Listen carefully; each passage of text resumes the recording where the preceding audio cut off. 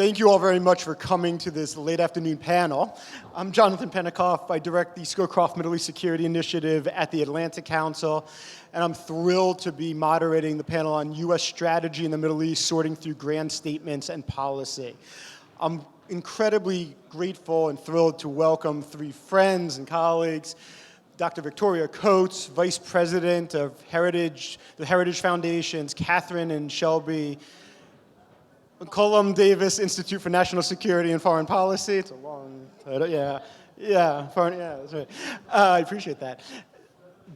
David Schenker, Senior Fellow at the Washington Institute for Near East Policy and the Director of the Program on Arab Politics, and Dr. Aziz Alghashian, the Adjunct Professor at Naif University for Security Sciences. So our time is short. We're going to jump right into this.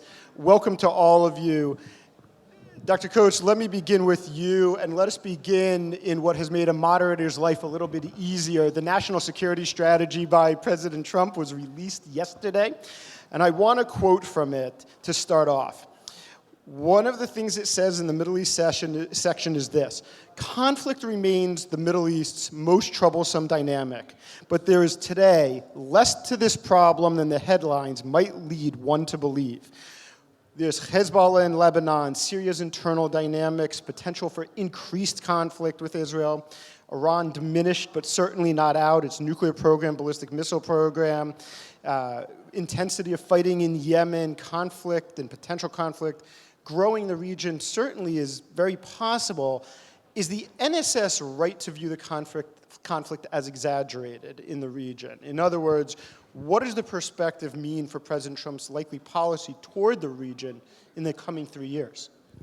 Well, Jonathan, thank you for including me, and David and Abdulaziz. Great to be with you and to be here in Doha. I think it is really fortuitous that the national security strategy did drop this week, technically at 10:30 on Wednesday night. And but that we have that foundational statement, and having worked on the 2017 national security strategy that President Trump took very personally, took the unprecedented step to announce himself in a major speech, that we should take this document seriously as well. It is exactly the kind of grand statement that you describe in the title of the panel. And what I took from the passages, particularly on the Middle East, is that the president and his team perceive the region as being in a very different place than they were a year ago. And I do think that we've seen the evidence of that. We had the 12-day war in Iran that exposed a lot of weaknesses and fissures that I don't think we fully understood before. And then we had the president's diplomatic push at the United Nations General Assembly session in September that resulted in the signing of a comprehensive peace deal.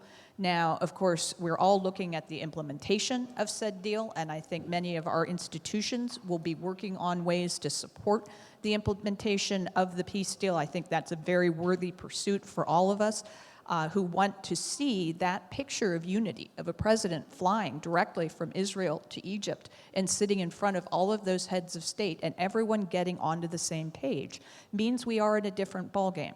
Before, we might have an Arab plan, an American plan, and a European plan.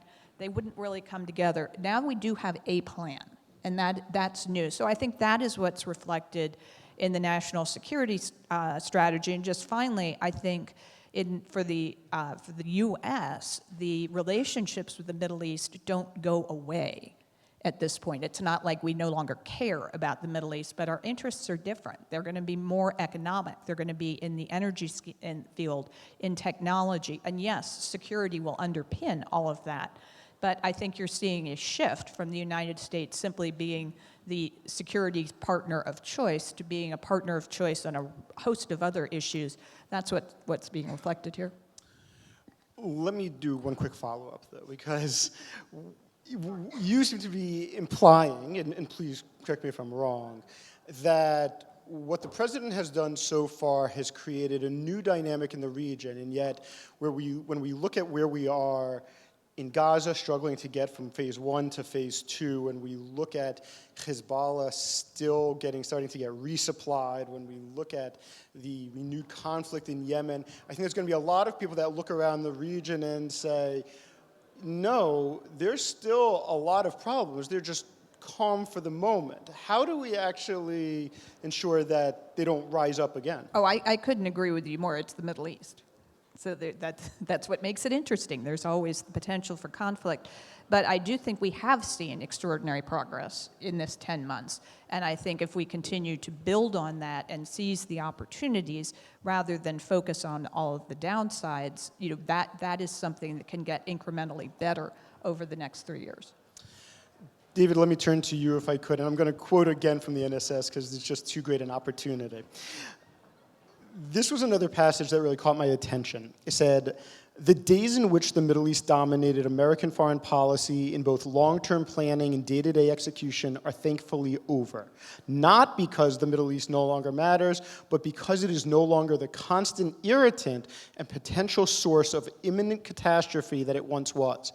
I read that line and I immediately flashed back to the previous Biden administration and Jake Sullivan writing in Foreign Affairs that the region is quieter than it has been in decades, and then, of course... Yeah, 2 days before October 7th. 2 days before October 7th, that's exactly right. This is a good cautionary tale. And if you read the print version, if anybody still has it, that's in there, and the online version says something very different today.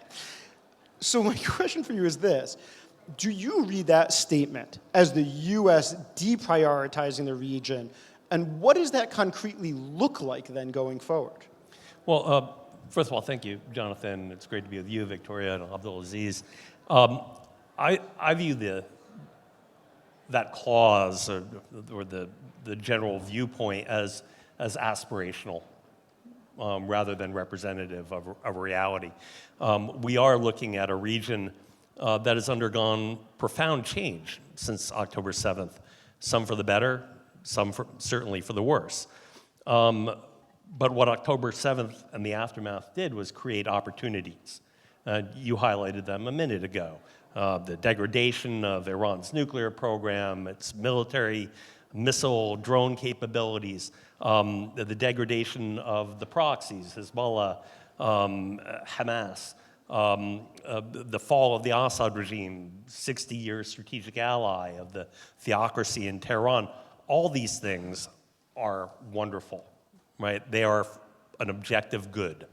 On the other hand, this is unfinished business, right? We have the opportunities, and we have the ceasefires, and we have the 20-point plans, and the administration, and in fact Israel, has yet to capitalize politically to translate these military battlefield victories into political gains, right? And these will be, I think, for the region, the setback of Iran's proxy army, a chance for a transformed region that would require less day-to-day U.S. focus on these matters, enabling, if we still cared about it, the pivot to Asia, right? That's wishful thinking perhaps as well. I think these are opportunities. And what it's going to take, and I know the title of the panel is sorting through the grand rhetoric. We have declared victory in many ways, right? We had the president go to Sharm el-Sheikh and say we have peace in our time, right? Not quite, but he said we're celebrating peace. Not hardly. We are celebrating a wind down of what we used to call, in the good old days of Iraq, major combat operations, right? The hard work remains to be done, and it's all up to the administration to do the follow-through. And if they do the follow-through, it will be a great deal of attention that is not reflected, I think, in the language of this national security strategy. So let me follow up as well with you, because I think a lot of us who cover the region, regardless of ideology, would say, yes, you need to follow up, you need to be involved, you need to stay involved. My question is, though, when you look around at the current administration, at the president's priorities, who is actually going to be the one following up? Steve Witkoff can't do this by himself. I mean, he's trying very hard, but he can't do it by himself. A lot of the positions are on staff. There's chargés and embassies around the region. There's a couple of special envoys. But those things matter, especially here. So, who's going to actually do this follow-up? Yeah, so, my mom always used to have this saying Your that... mother's going to do it? No, well, no, my mom's not going to follow up. She had this saying from her grandma in Yiddish, which was, you can't dance at 2 weddings with 1 ass, right? Sounds better in Yiddish, by the way. And the point is really that you have 5, 6 folks of the senior level in this administration, and you have a State Department that is not empowered, in fact, has been diminished, I think, in many ways. And you do need these bureaucrats with decades of experience, with gray hair, men or women, to be following through on every one of these things, right? So you've got high-level attention, continuous on Lebanon. I think Morgan Ortagus is doing a great job, right? Steve Fagan is great, but he's no Steve Witkoff. He doesn't have a cell phone that he can pick up and call the president. Masad Boulos is doing the Lord's work, trying to end the genocide in Sudan. Great. But how many things can Jared be involved with? Steve Witkoff, he's off to Ukraine. He's got to solve the Iran nuclear file. There's too much to do for too few people. I'm concerned. Aziz, let me turn to you. You're the only one up here that actually lives here in the region. And we know the Crown Prince just came to Washington. It's been viewed by both the U.S. and, as far as we can tell, by Riyadh as a very successful visit. But then you have this national security strategy. You have some of the statements that have been made. What is the message that's actually being sent? In other words, how do you expect Saudi Arabia, the broader Gulf, to concretely react when they're seeing this? Or will they not care? And if they don't care, what does it mean for, at a point when there's greater impetus, at least by some in the Gulf, to unite and to form a more meaningful bulwark and block, if there's going to be, once again, haves and have-nots, and some only care because bilaterally they're doing well, others aren't? How does it affect the relationship with the U.S.? What is this NSS saying? Well, firstly, Jonathan, I just want to say thank you very much for organizing this, and it's a great pleasure to be with everyone here, and thank you to the Doha Forum. I think, in my opinion, they'd say, listen, let's keep doing what we're doing, which is basically, let's keep making sure we develop relations with the United States and still diversify our strategic relations. Because I think one of the reasons why, in my opinion, the MBS visit to Washington, D.C. was successful was because there was a lot more of a better understanding of the expectations and also an understanding, in my opinion, of the limitations of what could be offered and what could not be offered. And in my opinion, this is a very interesting and I think a very steady way forward. It's fascinating, this last trip, because I think it was a Saudi first approach overlapping with an American first approach. And in that particular nexus, is very much interesting to see that there was a great deal of expectations, and that's what made it different than the first Trump administration, in my opinion. I think the first Trump administration and those visits, there was a lot of hope to bring a lot of things. Now, the context is different, and it's operating, in my opinion, I think, with a region that's different when it comes to October 7th, with an international environment that's different. And therefore, I think, and the relationship has been tested. So for me, I think when we see the publication of this, I think there's less anxiety coming from the region, in my opinion. Of course, the region is not monolithic, and I have to mention this, so I speak a lot more from a Saudi point of view, a Saudi analyst or a Saudi researcher point of view. But I do see the fact that, listen, we have been proactive in preparing for some of the ramifications of such a strategy. And does this mean we are susceptible to something else? No. This means now there is even a bigger reason why to have more diversification, but also this diversification, in my opinion, doesn't seem to be too zero-sum from the American point of view, or there is a less anxiety that it will be seen as sort of not being under an American umbrella, et cetera, et cetera. Or going away to China, or siding with China, or bringing anything else. Now it's clear that perhaps we're taking more agency, that we are trying to build our security architecture, and trying to kind of fuse and synthesize through our own ways. And part of that, in my opinion, means that we have to maintain our rapprochement processes that we've been having.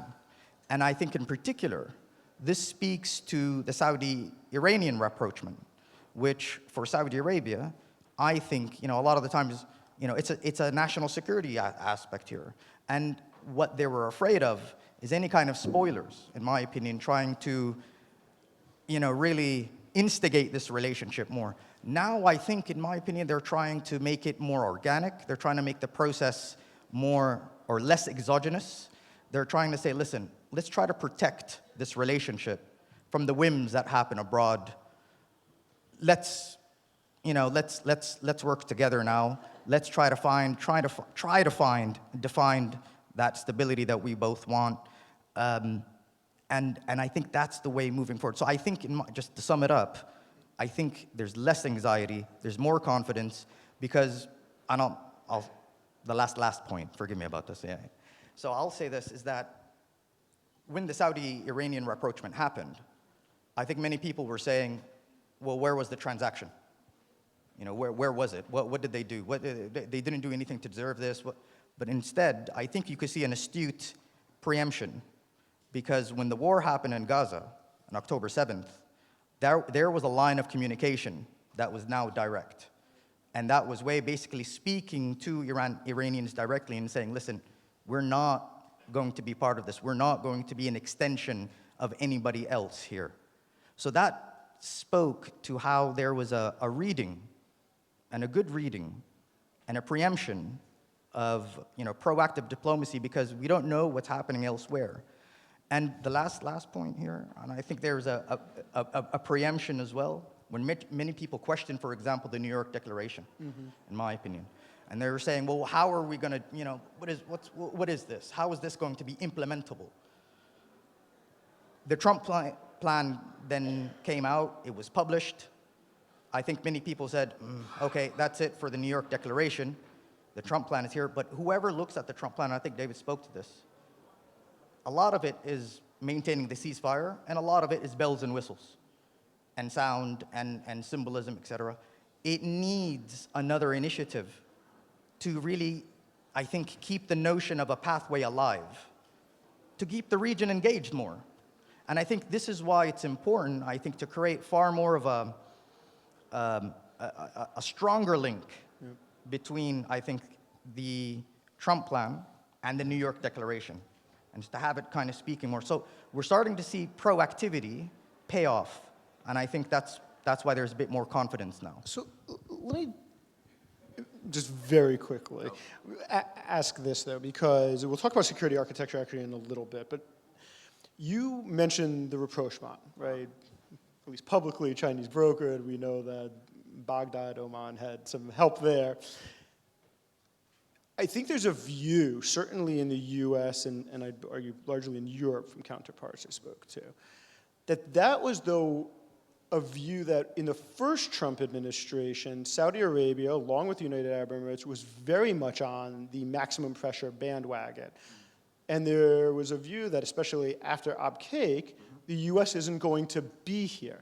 So when you talk about an understanding of greater clarity on both sides, expectations being clear on both sides, is that still, though, an expectation that we cannot count on the US? And is that why there's greater clarity? That's why there's rapprochement. That's why Saudi Arabia is now looking to take for itself more agency. Not alone, other Gulf states too. But how do you read that? I think yes, and I think not only that means there's better rapprochement between Saudi Arabia and Iran, but in my opinion, I think that's why there will be a better relationship between Saudi Arabia and the US, because now there's just a better understanding of the expectations. I think before there was perhaps too much expectations about who will do what and when. And I think, in my opinion, this is, we've been tested. 2019, I think, was a critical juncture in the Saudi calculation, and in particular, the current leadership's calculation, in my opinion. And I think that's why we're now going to understand, and we're not going to, I would say, export our security. We're going to have to customize it our own way, but this does not mean moving away from the United States. Okay. This is the whole. This means more cooperation with the United States. Yeah, go ahead, David. I just want to take issue, if I might. I was on a plane with Secretary Pompeo the day after Abqaiq. We arrived in the kingdom. We did an investigation into this, and we're considering actions to be taken. Saudi Arabia got Abqaiq back up and running in 3 weeks. Nobody killed in the operation. And I think Saudi Arabia, much like the UAE in subsequent operations that occurred there, was of two minds about whether the United States should whack Iran, right? They're focused on Vision 2030. They want to de-escalate. They want stability in the region. And so it's not like we weren't a good partner. I think our partner, Saudi Arabia, didn't necessarily want us to respond. So for those that don't know, Actually, David was Assistant Secretary for the Near East at the time. And I Victoria, was the please. Deputy And you were- National just Security about to Advisor go for the there. Middle East. So, Yeah. Go ahead. but Let's go to I Victoria. would say I was sitting in the White House supporting David and the Secretary in that travel. We were engaged in extensive discussions, and then I was living in Riyadh the following fall, and the discussions I had were all to David's point. Do we want to respond now? And what that eventually led to was the Soleimani strike, which was because the Iranians would not back off. Yeah. And so the decision was that we couldn't do nothing. Yeah. And I think that the Soleimani strike has a direct corollary to the president's decision-making on the B-2 strike on Iran. In both cases, we demonstrated an exquisite capability that the Iranians couldn't match, and they seems to have tampered things down. But I do think the partnership, particularly after the visit, is in a very healthy place. And I think taking more agency for Saudi's security by buying a bunch of F-35s, since I work for Texans, is a great thing. So Aziz, really quickly, because I don't want to go backwards too much. I do want to go forward, but I realize I started that, so please go ahead. Yes, but it's great content. It John. is. I agree. Yeah. No, it's important. Yeah, okay, good. So I understand there was a great deal of debate, and of course, there's no reason to doubt this. You guys were there on the ground, or in the office, I would say. But I think one thing that resonated a lot was, I think, his Excellency, President Trump, may he have a long and prosperous life, inshallah, when he said, we did not promise to defend the Saudis.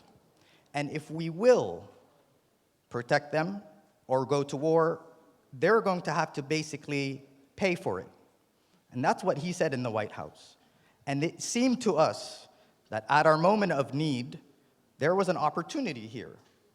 And it was a signal that I think, it wasn't very stable. That wasn't what was expected, in my opinion.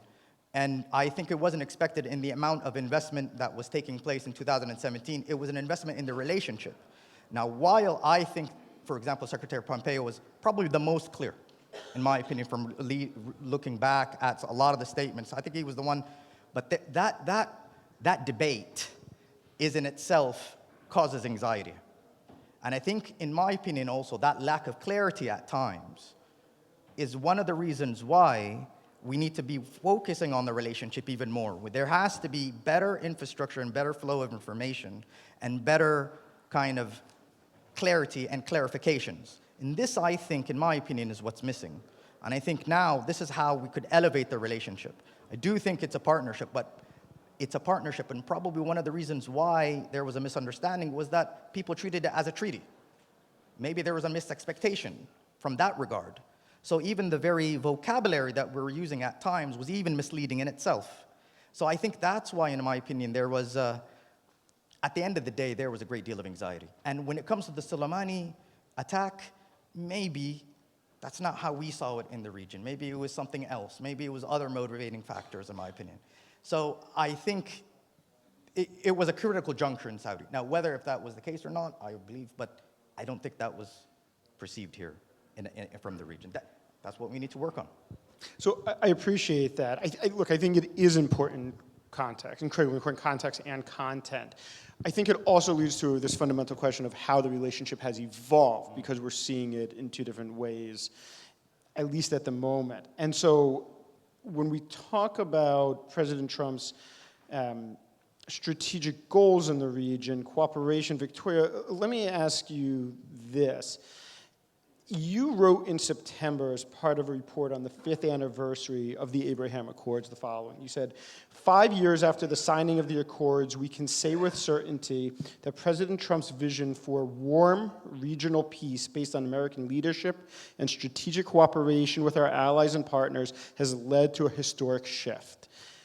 There's a number of regional states that have said, look, normalization with Israel is not going to happen until a Palestinian state has been established, or at least there's a credible pathway to a Palestinian state.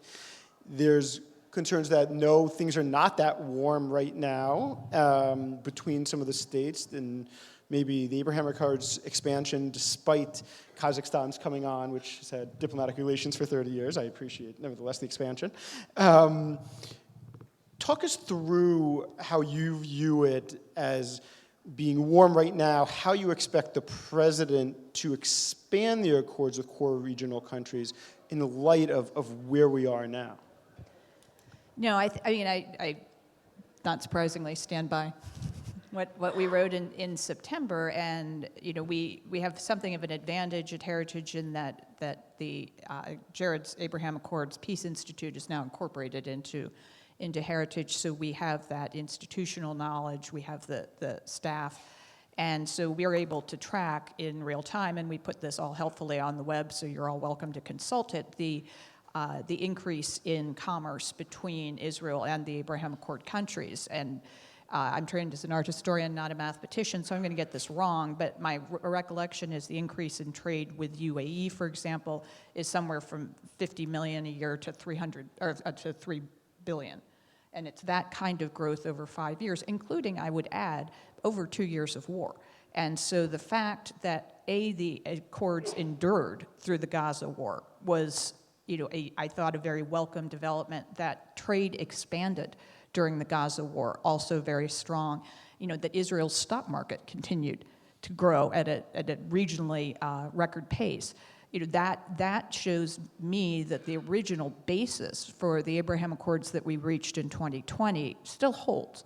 Now, the timing is always going to be for the individual countries involved. And so, it took 25 years to get from Jordan to 2020. And so the fact that 5 years has gone by doesn't, concern me deeply when none of those agreements have broken. And so I think the trajectory overall, and I would add the Crown Prince said in the Oval Office, we want to be part of this. That couldn't have happened 5 years ago on his 2017 trip. He would not have used those words. Now he can. And if it is a case of needing to get to that kind of resolution for the Palestinians, and heaven knows we tried in the first term with the Peace Through Prosperity plan, that plan is essentially still on the table, but somebody's got to take it. So that's, I think that pathway is there, but October 7th makes it very, very difficult on the Israeli side as well as on the Arab side. David, I'm going to deviate a little from the plan here because I think this is important. Is that pathway there still in your mind, even if, is there somebody to execute this for President Trump? Is this something he would still accept? I look across the region and I don't see a state that's going to sign on in the next 3 years. Now, I can't predict the past, nevertheless, never mind the future. But I think, Gaza is still obviously raw. and the feelings are, I think, it's impropitious time, I think regionally, notwithstanding all the benefits economically and otherwise of having peace with Israel. But I think this is a priority one way or the other for the president. And I just look around, starting with North Africa, move to the right of Morocco, and go down the list. I don't see anybody up there. Notwithstanding Witkoff's statement about Algeria being next, I think that has about as much chance as Tunisia being next. And then look in the Gulf, and even Syria. I think engagement is happening at very high levels. I think I could see a return to some sort of 74 armistice along the border. I don't think Shah or any other Syrian president can sign on to an Abraham Accords agreement with Israel permanently in the Golan. So then, David, if you were still, let's say you were still assistant secretary or in another similar position, what would you be saying to President Trump now in terms of how the U.S. then pushes that policy forward in light of everything that you just said? Well, listen, I want the president's 21-point plan in Gaza to work.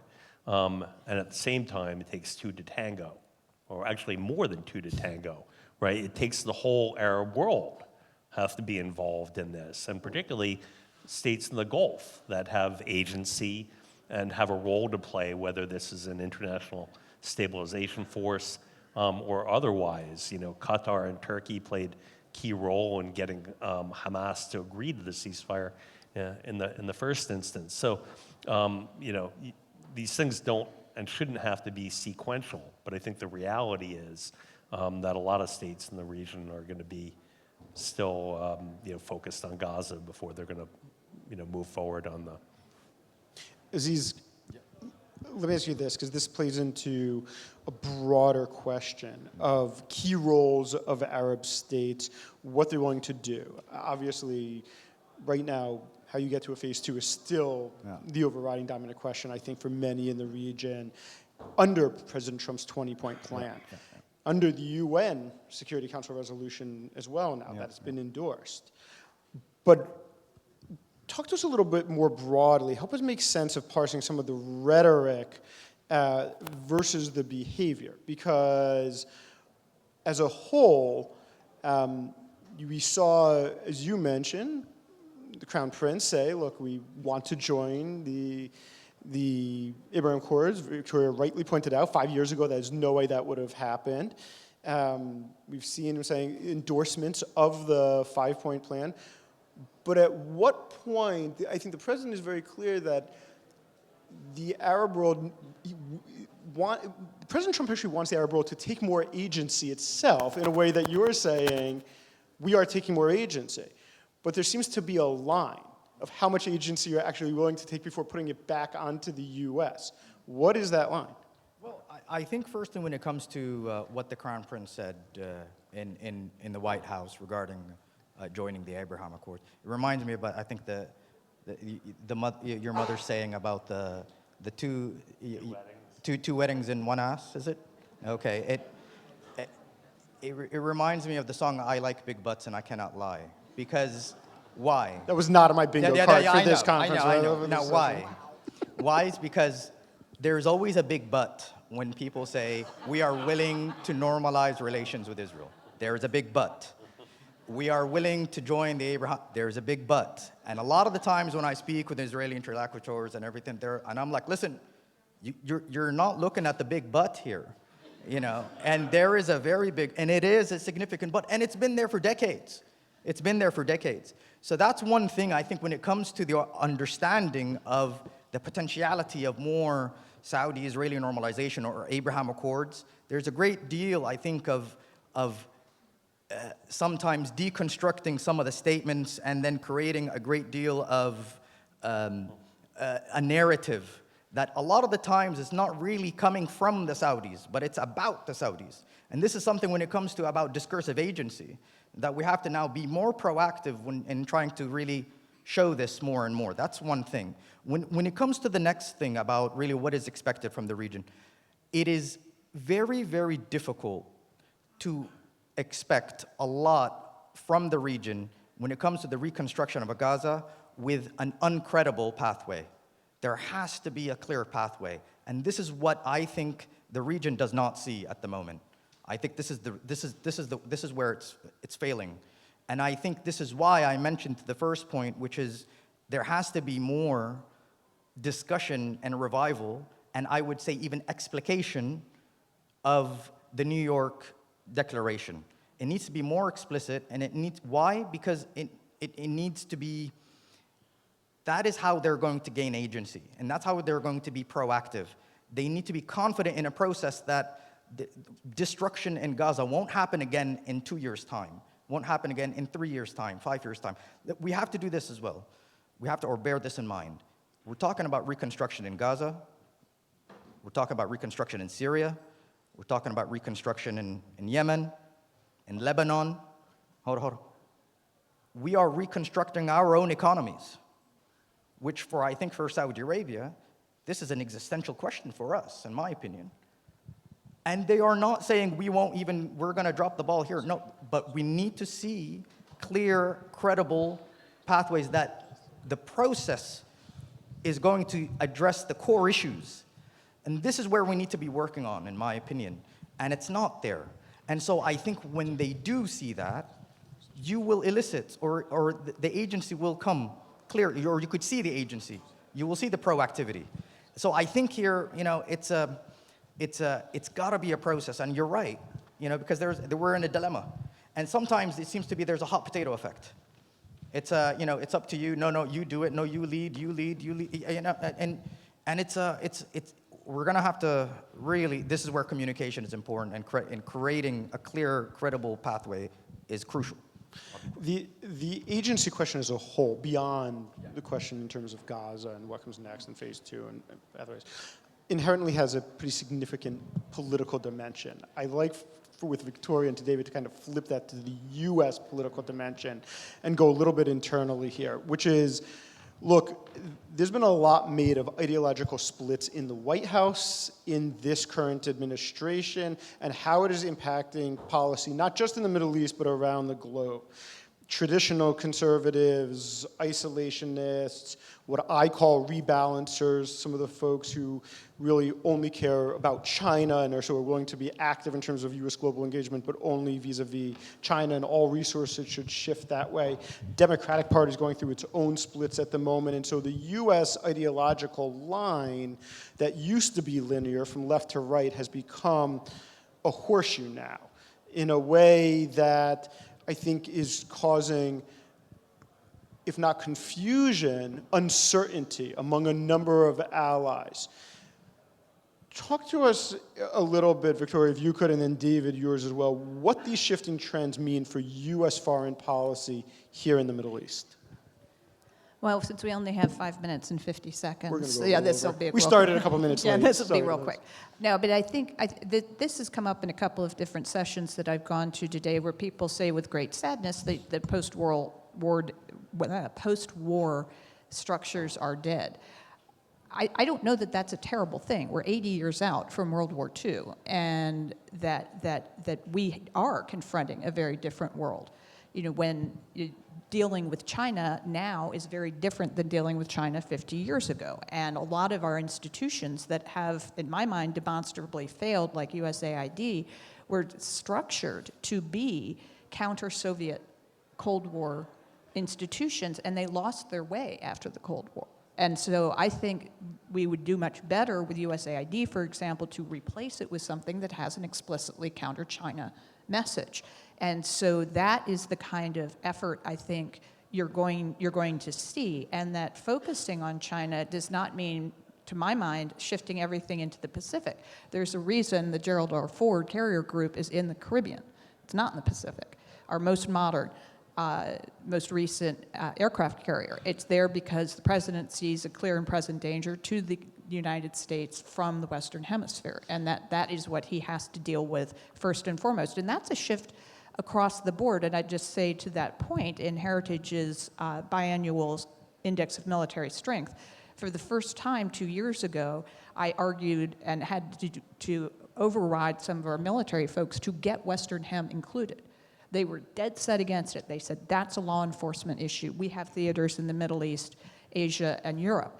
And I said, this is a shift that is coming. You're going to have to wrap your brain around that. And so also just finally, the panel I was just attending on Latin America and the GCC, fascinating that that's one of the topics we have here in Doha this weekend, to talk about intervention from the GCC in Latin America, which to my mind is much more welcome than China.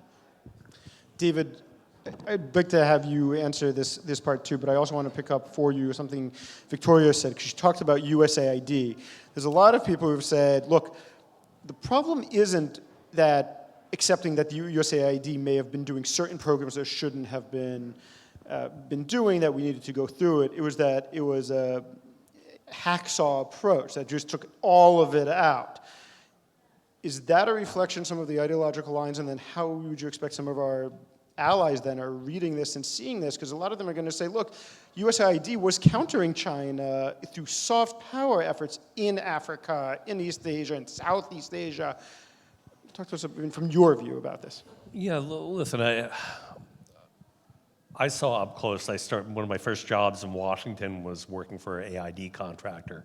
I saw waste, fraud, and abuse, horrific stories of money ill spent, wasted, and yet, 1 penny out of every U.S. tax dollar goes to foreign assistance of some kind, or used to go to foreign assistance. And I think, notwithstanding, all the poor uses of the money, there were enormous benefits. Saving tens of millions of Africans' lives, rolling back AIDS or whatever in Africa. Useful, soft power, but this was, I think, an aging and rotting in many ways institution that needed to have a good look taken.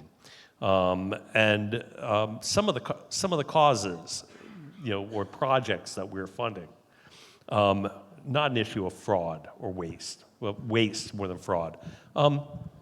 Teaching Tunisian kids how to protest. Do we really need to do that? I think they know just fine how to protest in Tunisia. And so, but there is, a changing U.S.